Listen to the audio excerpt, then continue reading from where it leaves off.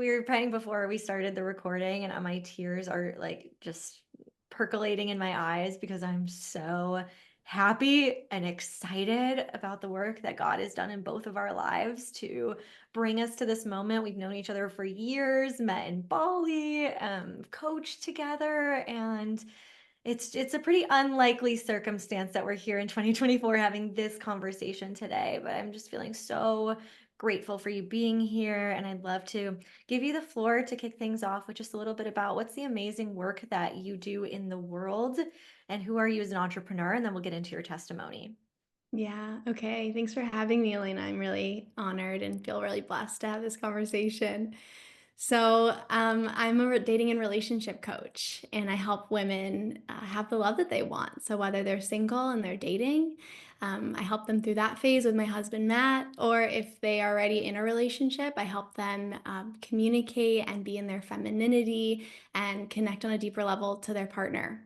So that's a little bit about what I do, and I've been doing this for the last 5 years. And yeah, I started my entrepreneur journey with you as my coach. So it's so funny how far we've come and how different we both were at that point. Yeah. Definitely. Wow. Well, let's get into your story. I'm sure everyone is eager to hear your testimony and how you wind up feeling this love for Jesus. Oh my gosh, yeah, I would love to share. It's so funny because now it just feels so normal that I love Jesus and I'm Christian. I'm going to church and reading the Bible, but it couldn't be more opposite than really how I was raised or how I was just a year ago was so different. So that just shows such a testament to God, how much, and Jesus, just how much He's changed my heart. And I'm so grateful. So, yeah, my testimony. I grew up in New Age, really, in New Age spirituality. And just for people who don't know, because I actually didn't even know what New Age spirituality meant until I got acquainted with Jesus and I started listening to Christian people and they were like, New Age spirituality. And I'm like, is that me? I don't know what that means, really. So if anyone doesn't know, I mean, I think New Age spirituality means different things for different people. There's not like one thing that it necessarily means, but usually it's a combination of like astrology and yoga and personal growth work and yeah, who knows? Like it just a mishmash of spiritual beliefs, and everyone kind of has their own version. So I grew up in New Age spirituality, and what that looked like in my family was we were very into manifestation and very into, I mean, astrology. My mom used to get us readings for our birthday. We go to breath work seminars, just all the things that are really kind of popular right now. And it was really weird back then. I didn't really know anybody else, especially in my small town in the suburbs of Chicago, who was doing anything like that. But yeah, my family was very open-minded that way. And the roots of my family though are Catholic because my great grandma, who was actually alive for pretty much my whole life, she only died like 5 years ago or something. She was a very Catholic woman. She loved Jesus, always was talking about Jesus, reading the Bible.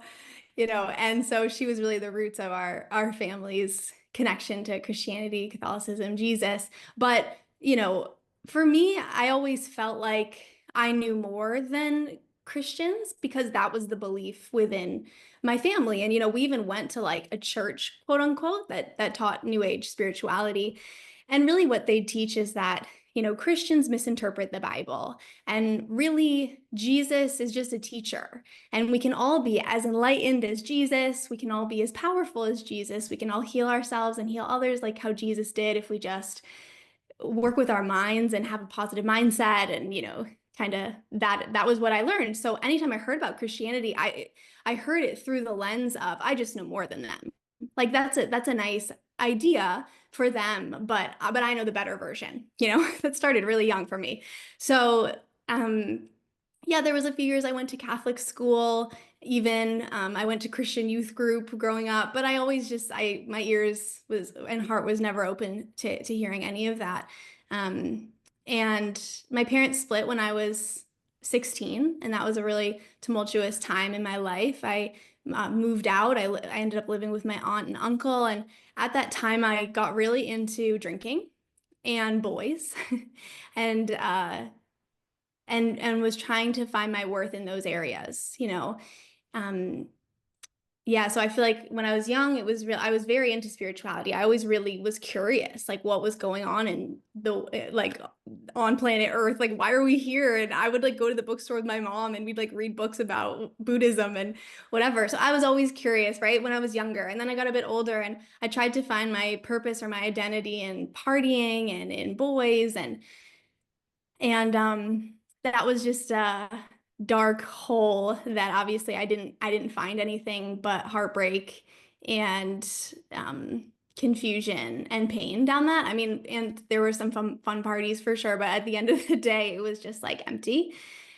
And yeah, I went along in that way until I was about 19, just partying a lot, drinking a lot, having casual sex, and yeah, searching down that path.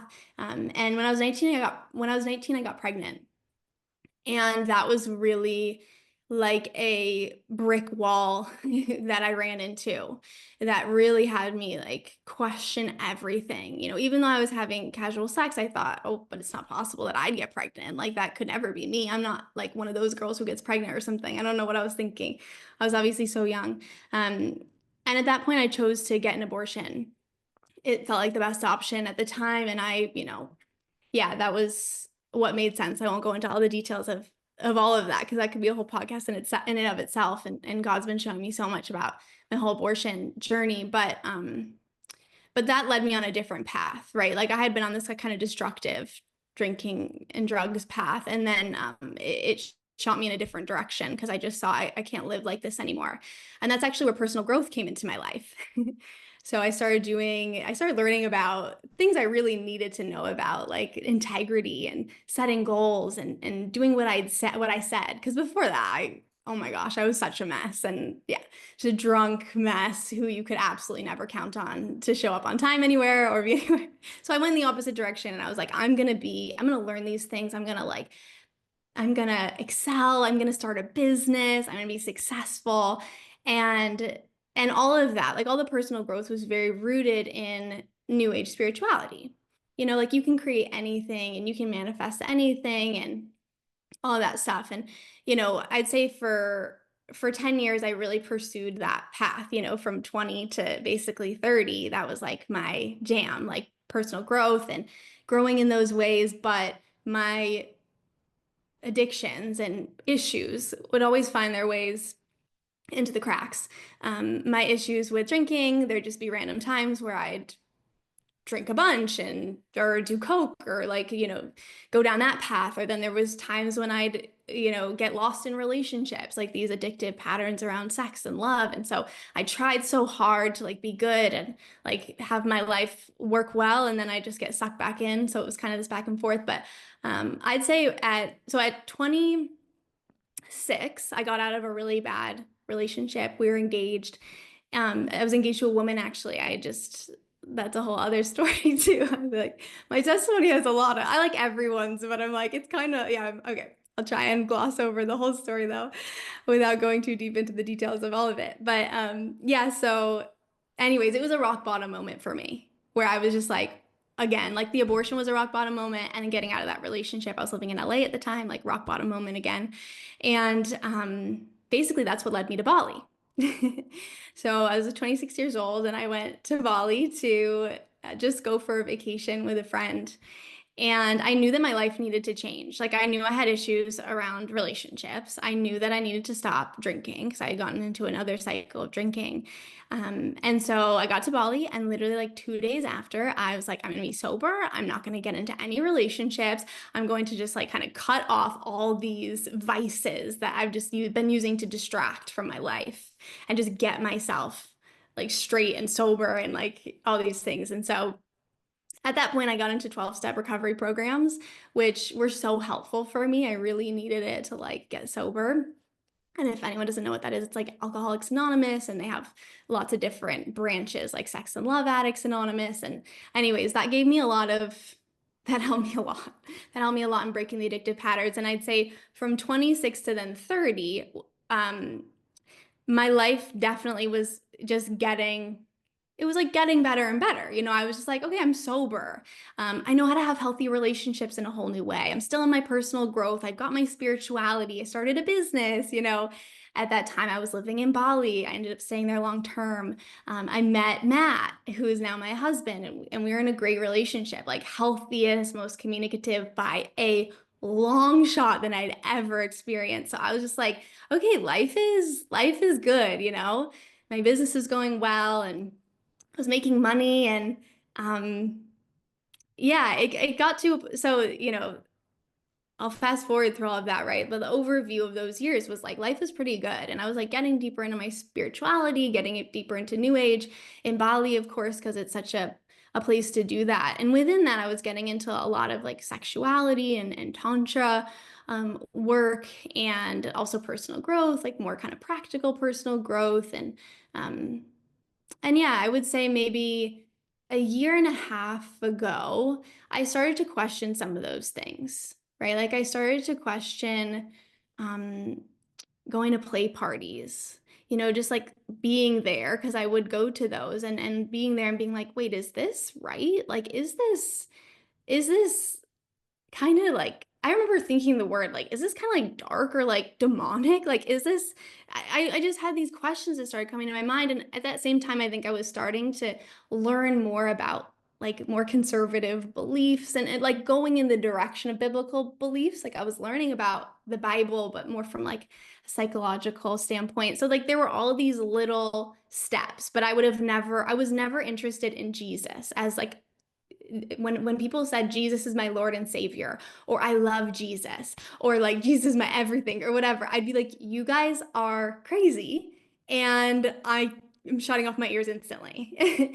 And for me, I still had the same view of Jesus. Like he seems like he was an amazing teacher, and I loved him in my new age way, but I never would have related to him as like God, obviously. And then yeah, there was a point.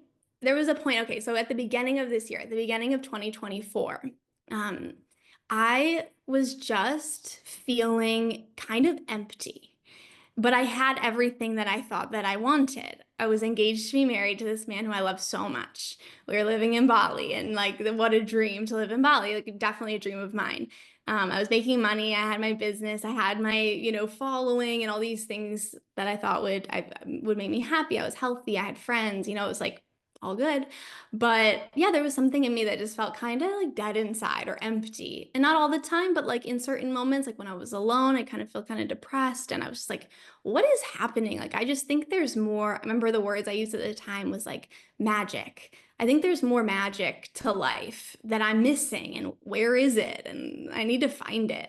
So at that point, I went on a mission to kind of find it. And at that same time, um, Matt was exploring information about Jesus in a Christian sense. And so I was actually open, and I would listen to the podcast with him. And I saw that these Christian people had something that was really intriguing to me. I didn't know what it was, but they had this like light in their eyes, and this, I don't sense about them. They were at peace, and they were joyful, and they were deeply devoted to something. And I just didn't understand what that was. And so it opened me up to Jesus in a new way, right? Even though I always had those blinders on, I think it's because of Matt, and because I just respect his opinion so much, because I love him so much, and he was listening to them. And the combination of me seeing something in them and then trusting him had me open my ears to it. But I was still on my search for magic in my own way. Like I went out and bought tarot cards with Jesus in them, and I thought maybe this is the answer.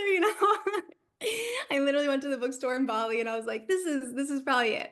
I literally went out and bought like a Harry Potter journal that they had at the notebook or a Harry Potter notebook that they had at the bookstore, because I was like, magic. Okay, I just need like magic. I don't know what that means, but like I'm gonna grab it anywhere I can find it. Okay. So, yeah, but yeah, so there was that happening, and I just kept diving deeper into the Christian. I don't know, and I kept diving deeper into understanding Jesus was really it, because I was curious, and something had opened up for me there. And honestly, through watching The Chosen with Matt, which, is a TV show that really opened my eyes the story of Jesus and listening to a bunch of pastors and learning about the history, I just started to fall in love with Jesus. And it just got to this point where I was like, where I could just feel in my heart that I was in love with Jesus and that changed something in me. The gist of it is that I saw who Jesus was and I saw how I didn't measure up, like how I wasn't generous, how I wasn't I didn't care about other people, like not the way he did, right? It's like having that comparison had me see how far off I was from actually the person that I wanted to be. Like all of a sudden it set this standard. When just falling in love with him, it set this standard and it made me see who I was and who I wasn't and who I wanted to be. And that was huge to just realize, wait, I'm not yeah, like take myself off the pedestal that I didn't know that I had myself on and just recognizing who I wanted to be. So that was, yeah, just so massive and so a way that I see the Holy Spirit just changing my heart and mind just that first way. And from there, it was just a domino effect. I just kept learning, like obsessively listening. And I honestly, I'm still on that journey. Like I love listening to theologians. I love listening to pastors and priests and reading books because I'm just like, wow, this basically what I discovered is this is the answer to all the things I'd been searching for since I was a little girl in the bookstore. It has it all. And I always thought I knew what the Bible said. So I figured I don't really need to read that. I always thought it was mistranslated. I had all these beliefs. And as I started to ask those questions one by one, I saw that none of them were true. And I'd never asked the questions before. And I did because I didn't think that the answers were worth hearing. But I'm like, this is the most important journey I'd ever been on. So yeah, it was just a process from there of Jesus changing so much, like my desires, helping me see the the deception in New Age also, and I think that in New Age, there's pieces of truth, but then there's pieces of lies that just make it so self-centered, right? Like where I am at the center of my life. It's my responsibility to manifest and create and blah, blah, blah, and heal and all this stuff. And taking myself out of the center to put God there was such a relief. It was such a relief. And yeah, from there, I just realized I want to be Christian. I want to follow Jesus. This is my path. I don't need any of that stuff. I threw away, all my new age stuff because I just was like, I had no desire to do it. I'd had a meditation practice like every day for I don't know how many years, 6, 7 years or something. And I was just like, I don't want to do that. I want to wake up and pray. I want to read the Bible. And I just felt a sense of peace. I felt this sense of aliveness, like that magic I was searching for, like it was right there and I felt it in my heart and in my life and it filled the hole that I had just been running around my whole life trying to fill with stuff, with money, with fame, with boys, with alcohol, with drugs, with success and being a good person. And it's just like, oh, that is in 12 steps, they call it a God-sized hole. And I think more specifically, it's a Jesus-shaped hole. It's more specific than that. And so he just healed me and showed me the truth and set me on a path of um, peace and like real love and like real truth. Mm. Yeah. So that's my journey with Jesus. Wow. I'm in awe. I'm in awe of how he's working and how he worked in your life. And there's so many amazing parallels in our stories too. I would love to know. I want to acknowledge you for the way that you share about this with such candor and such grace and such just transparency about all the different stages you went through and how you viewed yourself at each stage. I think it's so relatable and so real for other people who are going on this journey or have been on this journey and looking for edification, looking to not feel alone, which is why I wanted to do this show. Mm, You've been doing that on your own platform, and you have a huge platform with Matt, and you guys have been sharing in a way that I think is so beautiful and graceful, and just opening a door for people, or just sharing a little bit about what it's transforming in your heart. And I'm curious because a lot of our listeners probably have their own platforms and are probably weighing up this desire to want to share, this overwhelming sense of, wow, this is like the best thing I've ever discovered. And it might not land that well for a big portion of the audience. Like, what do I do? How do I want to navigate this? And I wanted to give you the floor to share about how you navigated when and where to share about your faith journey on your platform, how it's weaving into your business, and maybe just ways that you've worked through fear around sharing. Mhm. Yeah.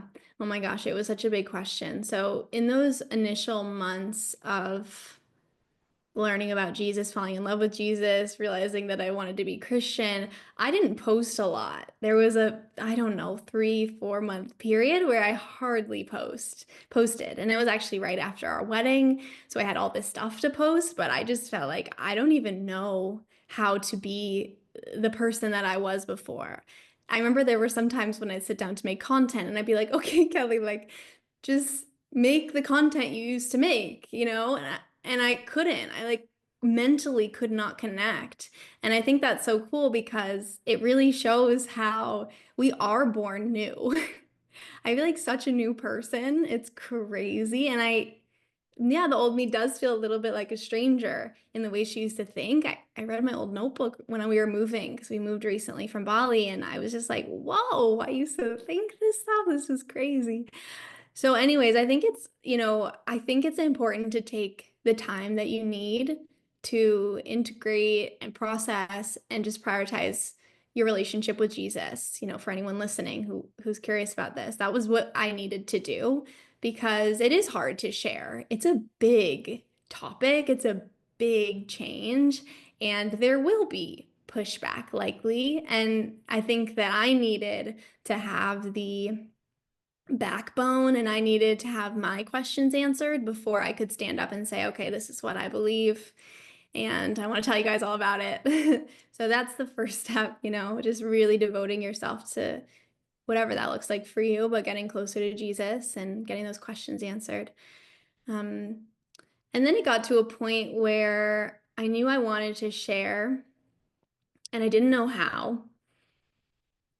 And I think that what I always try to come back to on my Instagram, like not perfectly, but that's my intention is always to come back to really just sharing vulnerably and honestly and sharing how I feel, my excitement or whatever it is in the moment. And for the Jesus thing, it definitely was the excitement. And I remember one day I just had the clarity, like it's time for me to share. I want to, I'm ready, I feel excited. And so I just turned on my stories and I said it the way that made sense to me at the time. I just said I love Jesus. I was like, I love Jesus is the best. I love him. I'm a Jesus girly now. That's literally the words I use. It's so funny. But that's where I was, and that's what was true then. And it still is true. But like, I wasn't ready to say I'm a Christian or anything like that, or that I'm like, that I love the Bible. Like, I wasn't even sure. I was like, I just know I love Jesus. And yeah. So honestly, when I said that, I got overwhelming support. So much love. DMs from so many people who had said they were praying for me. One woman messaged me saying I was on her prayer board for the year. And I was like, what? That's so sweet. I can't believe I'm on your prayer board. And something it's so funny because before being Christian or understanding this worldview or like understanding this place I sit now, if someone would have told me they were praying for me, I would have been offended. Like, oh, you're praying for me to like know Jesus, like please, I don't need that, whatever. But now after I was like, wow, thank you. I'm so grateful because I know that those prayers helped me get to where I am. And I'm so grateful. So yeah, it was just overwhelming love, honestly, in those first posts. There was no mean messages, like really nothing, which I was surprised about, but I've heard other people say as well, like people being curious and stuff like that. But yeah, I would say the fear is not as bad as you probably think. But over time, as I started sharing about it more, I definitely lost followers and, old clients messaged me and just said they didn't want to be connected to me anymore. And, that's okay because I know what it's like to be on the other side of this. And I know what it's like. I mean, I knew people on Instagram who I really liked, and they started talking about Jesus, and I unfollowed them. So it's really not personal. It's a hard topic, and it's big, and people are going to be triggered. And I love in the Bible that Jesus says that, paraphrasing here, but like we can expect for people to misunderstand. We can expect for people to be upset, that we talk about Jesus. And I mean, look what he went through. So that gave me strength. And then I just kept sharing authentically, and I just stopped checking the comments. I'm like, I don't need to be in those, and I'm just gonna let that go and share and let God do the rest.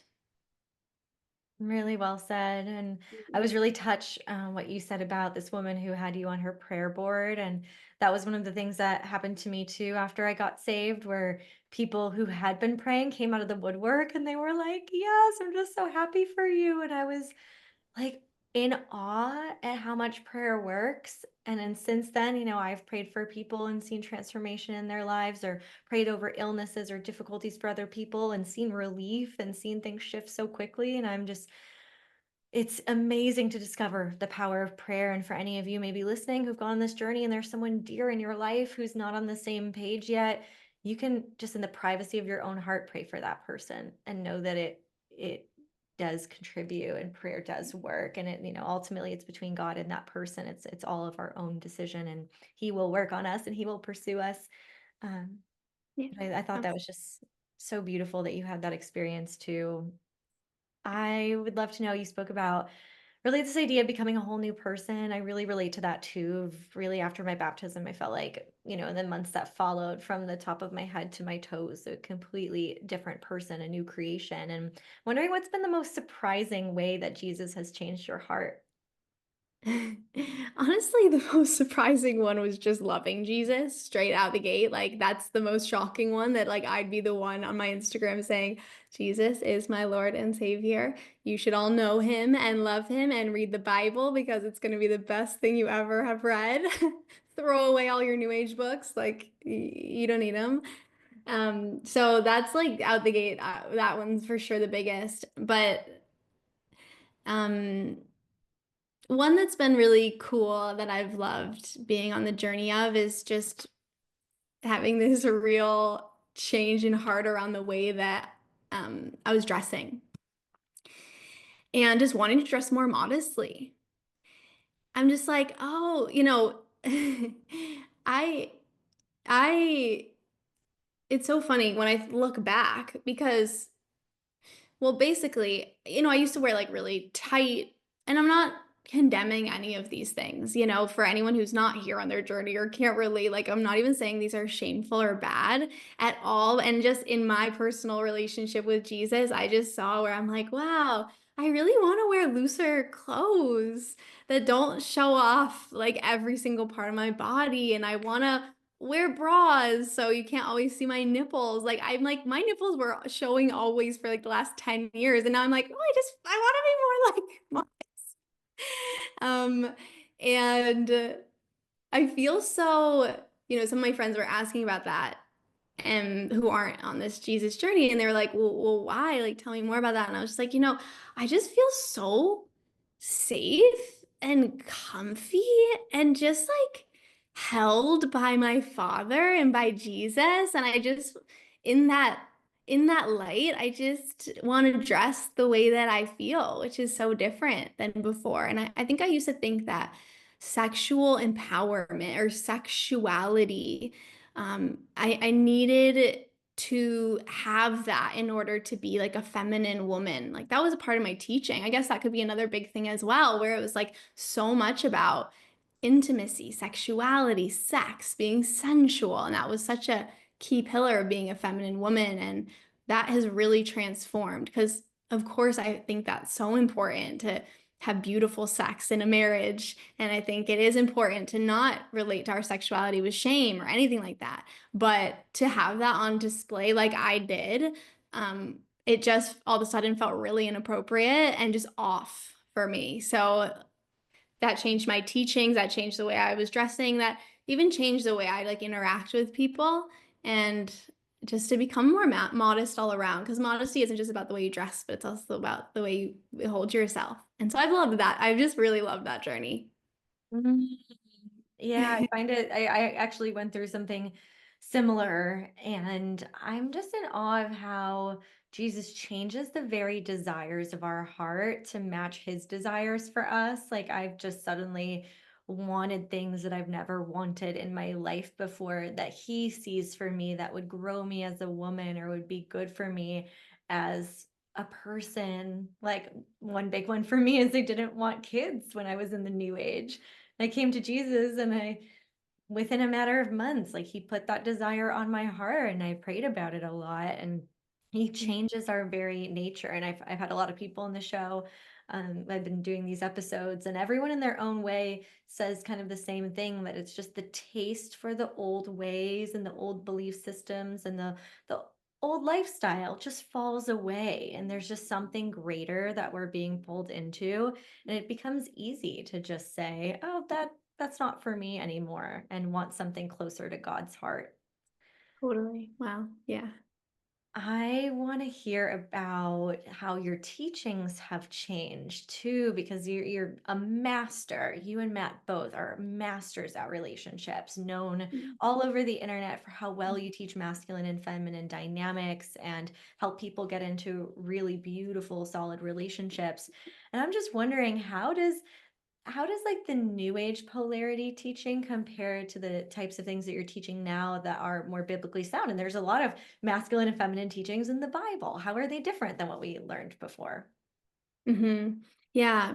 So the way that I can see it in my head is that with the old polarity teachings, or the information and knowledge that I used to have about relationships and polarity and feminine and masculine, it almost felt like a bunch of puzzle pieces, and some went together and some didn't, and the whole picture never really came together. And but I could kind of force it into place. And I was really searching for answers in that area also. Like, I want to know more about like femininity and healthy relationships. And funny enough, in a different way, that also led me to Christianity. Even like over the last couple years, sometimes I'd listen to pastors or priests talk about dating and relationships, and I'd always wonder, why do they have the most sound, clear advice? Like, I'm so confused about how they know so much about this.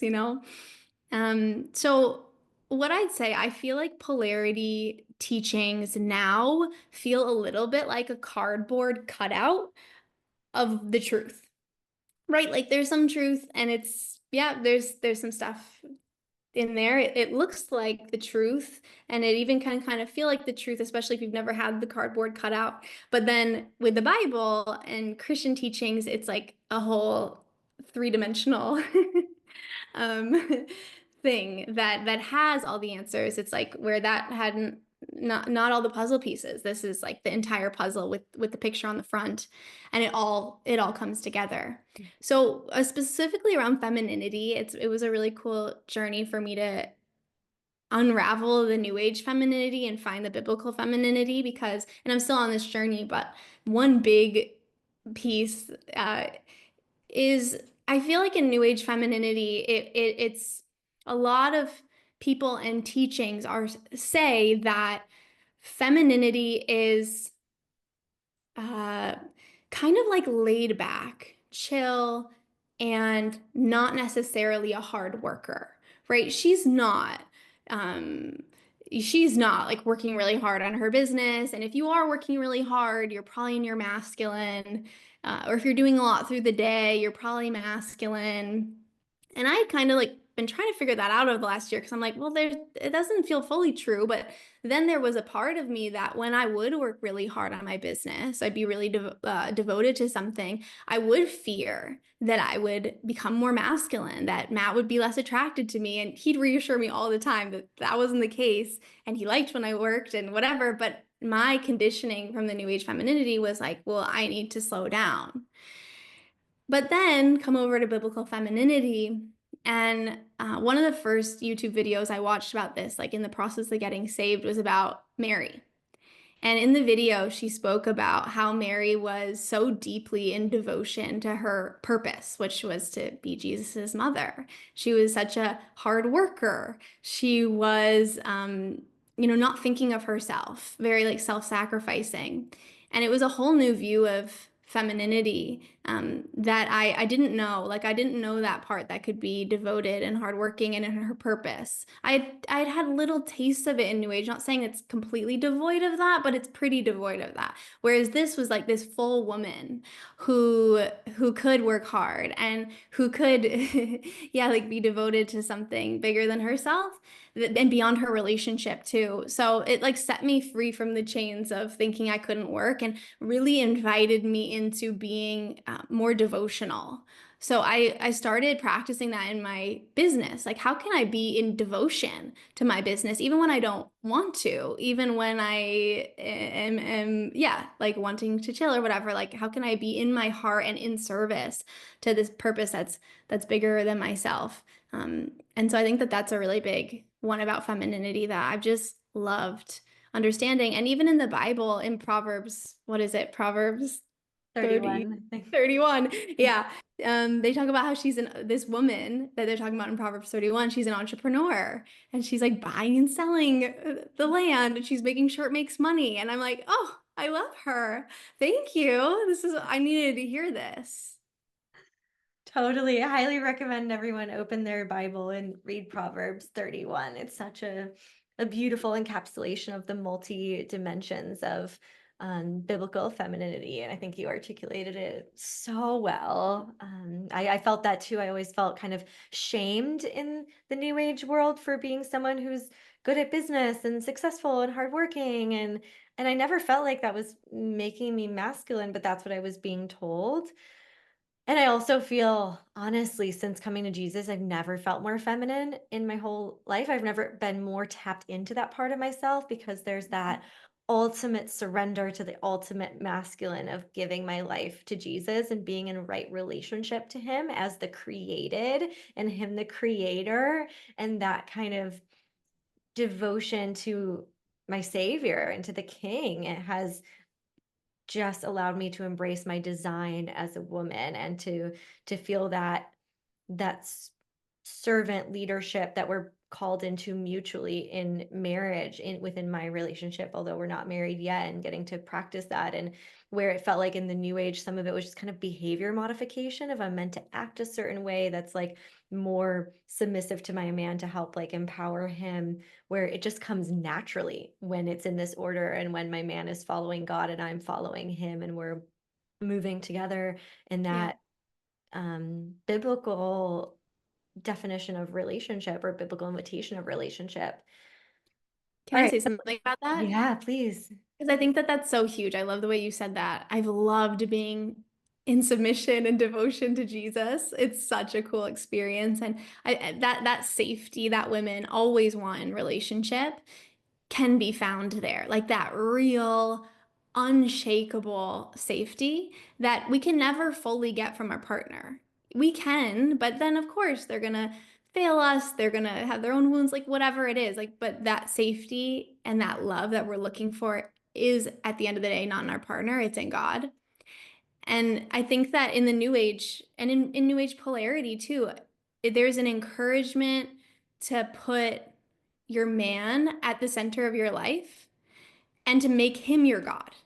And I totally did that in my relationship with Matt. I would go to him when I was upset. I would always go to him for answers. And I would kind of like worship and like even like bow down to him. There was literally one practice where I did that. I posted on Instagram. It caused a huge stir. And especially this was like years ago. And a lot of Jesus people were in my comments being like, I am praying for you. This is not right. And I was just like, I didn't know why not. And now I get it. I was literally worshiping Matt. And so when our relationship wasn't going well, then I was not doing well. That was the center of my world. And so, anyways, taking him out of the middle or taking myself out of the middle, because they probably interchanged a little bit, and putting God at the center, it's like, oh, now relationships can actually work. I go to God with my problems. I go to God with when we're in a fight or when I'm triggered by him or when I'm in my stuff or when he is. I just go to God and literally he sorts it out. It is so cool.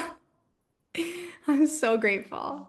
Thank you for saying that piece. I think that really articulates something I really just started to be able to articulate about my life before Jesus, was how often I was doing a lot of new age practices in order to like call in the partner, sustain a relationship, and that romantic relationship was the focal point. It was that on the throne of my life. And um I think that sets a lot of people up for disappointment and kind of chaos in their life when it's like you're meant to be moving towards, having your value and like having this perfect relationship where like I'm super feminine and he's very masculine, and we have that like perfect archetypical sacred union that everyone's like looking to. And if I have it, I feel great. And if I don't have it, then something's wrong.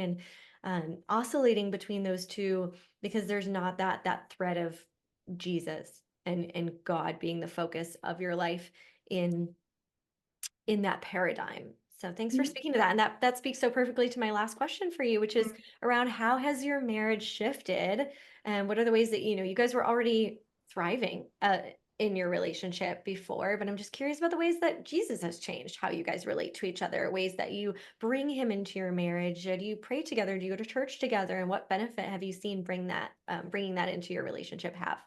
Mhm. Well, I'm so grateful that God had us both um, get close to him and get saved at the same time. It was such a gift. I didn't go into that in my testimony, but I know Matt's been on here. And yeah, it was very parallel, but also we had very much our own experiences with God, like that we'd come together and we talk about it, but then we were just on our own. It was like this perfect combination of being together and also getting to be on our own journeys.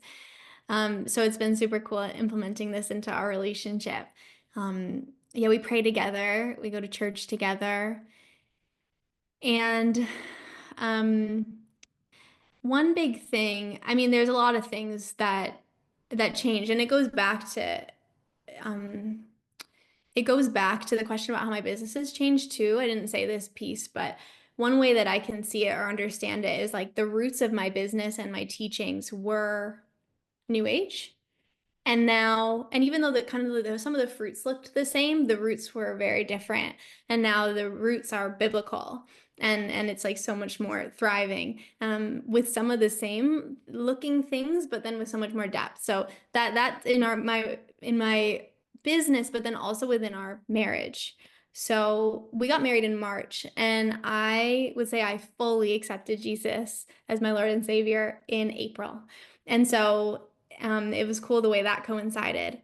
But both of us realized, we don't want to go to play parties anymore because that was something we had done a few times and such a big thing in the new age world, like tantra retreats and that kind of are play parties or, all that stuff. And we both decided we don't want to do that. And we want to take out any pieces of our relationship that goes against what God says for loving relationship and just fully follow him.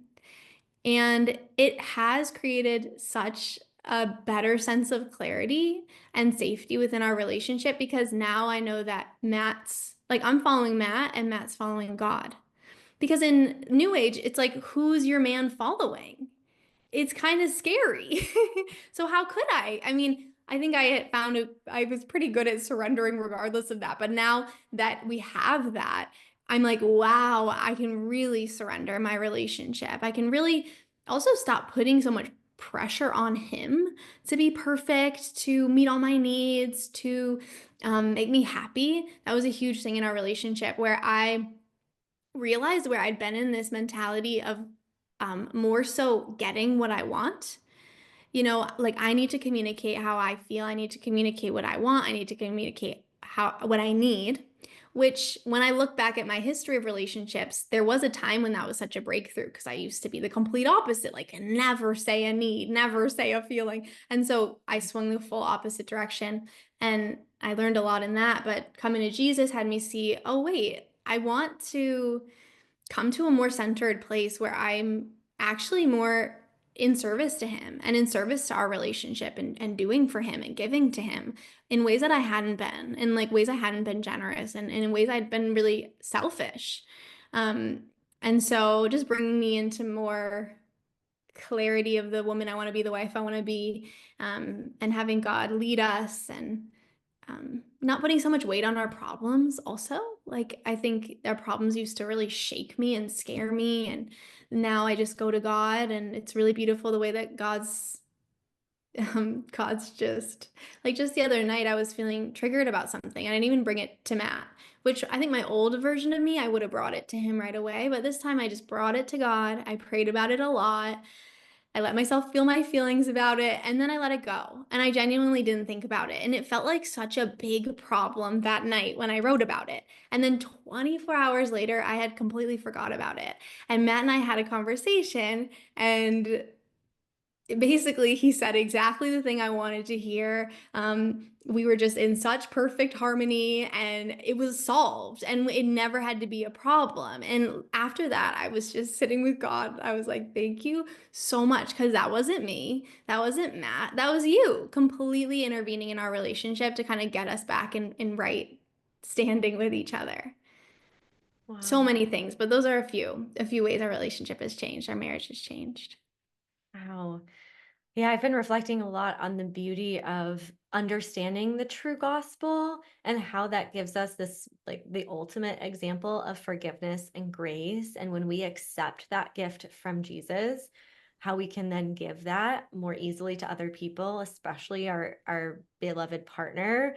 When either one of us messes up, I think in the past where there would have been a lot of processing and just emotions and assertion of boundaries and needs and all of those kind of communication practices, equally valid is being able to just say, wow, that, this is how that fell, and like, I forgive you, and to exercise grace, and to say, we intend that that's not going to happen again, but I forgive you, and to be able to move on more quickly, and to show that mercy. I don't feel that those were energies or the types of, like, my first response when I was in the new age. And it's almost like my first response now that I've had that example and been given a new heart and become a new creation in Jesus, who sacrificed his life for us to have eternal life. Yeah. Oh, I could talk to you all day. I was Mhm. so grateful for what you shared and how you shared it. And for people who listening who are like, she's amazing. I love Mhm. Kelley, love Matt. I want to go follow her and learn from her. Where are the best places that they can go to do that? So Instagram's the best one. Yeah, it's Kelley, Kelley dot comma, Cama. We're also on YouTube, Matt and Kelley on YouTube. And yeah, you'll see Matt's if you go to my Instagram, but that's the best place to get connected and see what we're teaching and see some of my posts about Jesus and all that. So good. Thank you, Kelley. And thank you for everyone listening. We loved having you here.